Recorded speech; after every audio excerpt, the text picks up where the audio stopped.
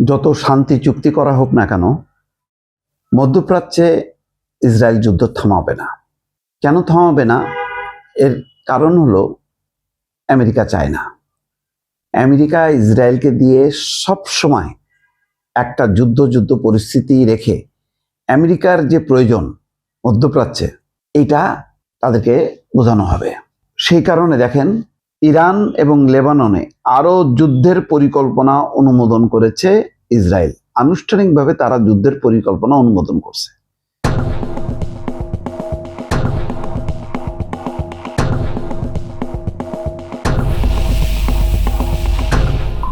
তারা যুদ্ধ বন্ধের নীতি গ্রহণ করছে, এটা কিন্তু নাই।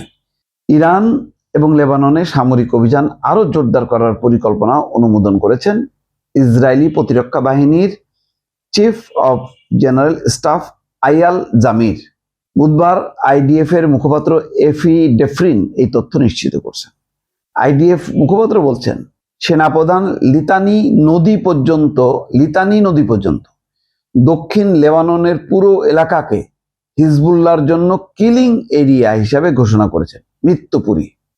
ডেফরিন দাবি করেন, লেবাননে চলমান সামরিক অভিযানে এই পর্যন্ত হিজবুল্লাহর 1700 জনের বেশি সদস্য হত্যা করেছে ইসরায়েলি বাহিনী।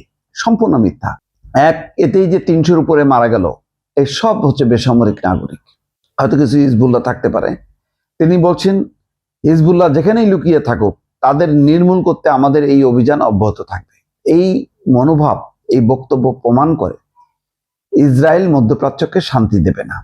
এ কারণে পাকিস্তানের ইসলামাবাদের দ্বিতীয় দফায় যদি ইরানের সাথে আমেরিকার শান্তি চুক্তিও হয়, আমি নিশ্চিত যে এমন কিছু উপাদান তারা রেখে দেবে, যেই উপাদান দিয়ে ইসরায়েল সেখানে হামলা চালাবে। এবং ওয়াশিংটনে যেই আলোচনা লেবানন এবং ইসরায়েলের মধ্যে, এটাও সফল হবে না। কারণ লেবানন ইতিমধ্যে বলছে যে তাদের যেই বিপুল পরিমাণ বেসামরিক লোক মারা গেল, এর জবাব দিতে হবে ইসরায়েলকে। তার পুরো ধ্বংসযোগ্য মেরামত করতে হবে। এই ক্ষতিপূরণ মেরামত, এটা কি ইসরায়েলের পক্ষে সম্ভব? দেবে তারা? কোনোদিন দেবে না। তো সুতরাং এখানেও কিন্তু শান্তি হবে না। আর লেবানন কি পারবে হিজবুল্লাহকে নিরস্ত্রীকরণ করতে বা হিজবুল্লাহকে তার দেশ থেকে বের করে দিতে? এটা সম্ভব না। হিজবুল্লাহ লেবাননের একেবারে অঙ্গ প্রত্যঙ্গের মধ্যে ঢুকে বসে আছে, সরকারের সমস্ত জায়গায়, এবং লেবাননের মানুষ হিজবুল্লাহকে ওন করে। তো সুতরাং এটাও সম্ভব না। আর মধ্যপ্রাচ্যে শান্তি কেন আসবে না? লেবানন তার রাষ্ট্রটাকে দ্বিগুণ তিনগুণ করতে চায়। তারা বাফার জোন করতে চায়, যেখানে লেবাননের 10% জমি ঢুকে যাবে, সিরিয়ার বিশাল জমি ঢুকে যাবে, গাজার অর্ধেকের বেশি অলরেডি তারা দখল করে নিয়েছে। এই বিশাল এলাকা নিয়ে একটা বাফার জোন করবে নিরাপত্তার নামে, যেই জোনটা আসলে পরবর্তীতে ইসরায়েলের ভূমি হিসেবে প্রতিষ্ঠিত হবে এবং সেখানে ইসরায়েলের বসতি, সামরিক স্থাপনা সবকিছু নির্মিত হবে। ফলে এই সুদূর প্রসারী পরিকল্পনা থেকে এটার সায় আছে আমেরিকারও, আর ইসরায়েল এটা করবে।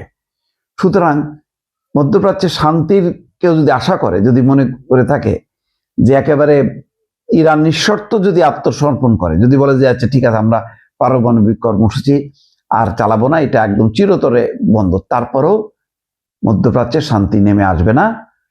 এটা চ্যালেঞ্জ দিয়ে বললাম।